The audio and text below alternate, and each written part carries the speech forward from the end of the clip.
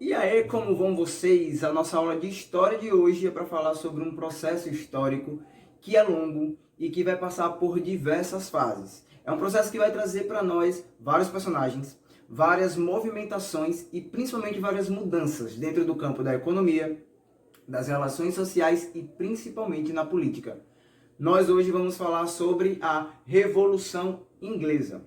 Durante de 1640 a 1688, a Revolução Inglesa ela é dividida em três fases: Guerra Civil, Revolução Puritana e Revolução Gloriosa.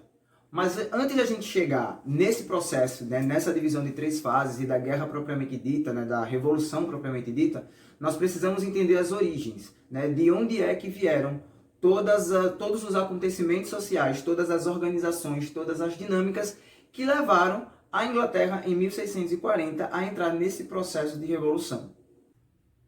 Tudo vai começar com a dinastia Tudor. Vocês devem lembrar, nós já falamos agora recentemente sobre o que foi o absolutismo, né, e sobre todos os mecanismos que esse sistema adotou para se fazer valer.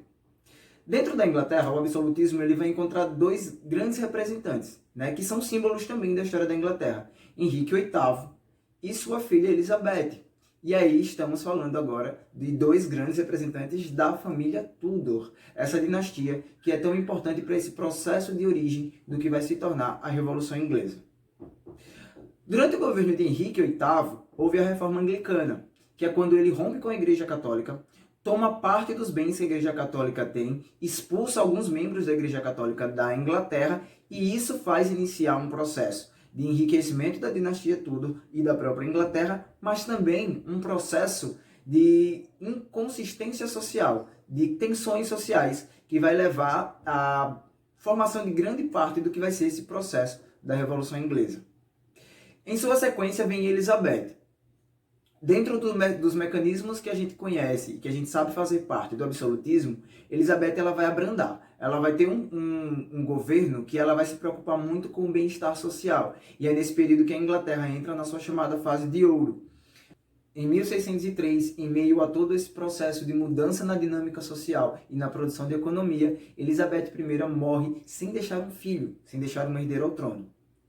Esse é o fim da dinastia Tudor e o início da dinastia dos Stuart, que era uma família aí, herdeira ao trono mais próximo, mais diretamente ligada a Elizabeth I.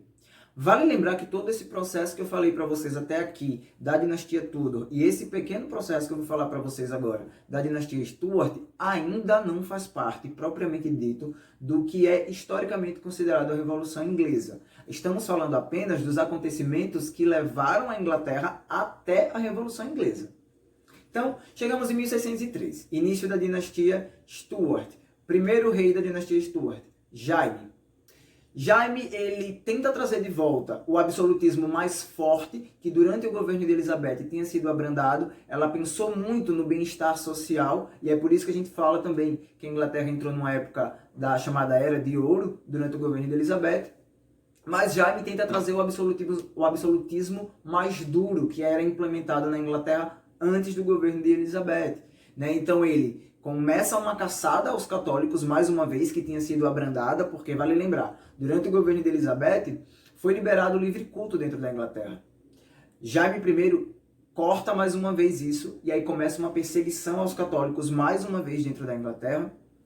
Ele força o anglicanismo, inclusive para pessoas que já tinham outra religião, se quisessem continuar dentro da Inglaterra, e ele entra numa guerra, numa quebra de braço aí ferrenha com o parlamento inglês. E essa quebra de braço ela vai perdurar durante toda a dinastia Stuart, não somente com Jaime I, mas também com seu filho, Carlos I, que vai suceder o pai no trono, que falece, né, deixando aí a sucessão do trono diretamente para seu filho. Carlos I entra num processo de briga ferrenha com o parlamento muito mais grave, inclusive. Né? Inclusive, Carlos I faz com que toda a sociedade, e agora sim durante o governo de Carlos I, começa a se organizar diretamente o que vai ser a Guerra Civil Inglesa.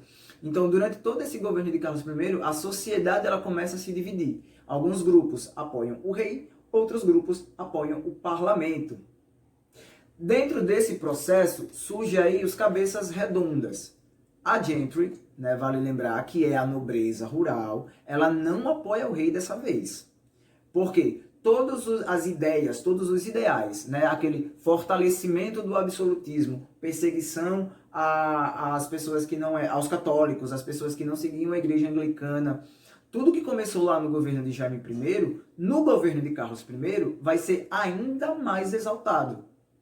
Né? Carlos I tinha um temperamento muito explosivo, bateu de frente com o parlamento, dissolvendo o parlamento várias vezes, e aí a gente entra naquela briga do dissolve o parlamento, a Inglaterra estava envolvida em várias guerras com outras coroas, restitui o parlamento, porque precisava da ajuda da nobreza e do exército inglês. Mas aí o parlamento ele vai fazer exigências, principalmente nesse sentido de controlar esse regime absolutista que Carlos I tentava implementar na Inglaterra. Então, quando ele não concorda com isso, dissolve o parlamento mais uma vez, governa por um período grande sem o parlamento, mas aí há a necessidade de restituir o parlamento, ele restitui o parlamento mais uma vez em 1640, volta a dissolver e restitui na sequência, para vocês verem aí como foi essa guerra. E por causa disso, né, tanta dissolução, restauração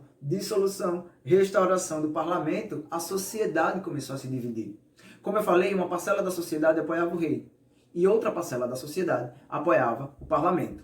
Repetindo, aí surge um grupo muito importante nesse processo, que é o chamado grupo dos cabeças redondas. Os cabeças redondas, eles se associaram à gentry, né, e se associaram ao parlamento nessa guerra aí, nessa briga, nessa organização contra o rei, né, contra todos esses mandados ditatoriais de Carlos I.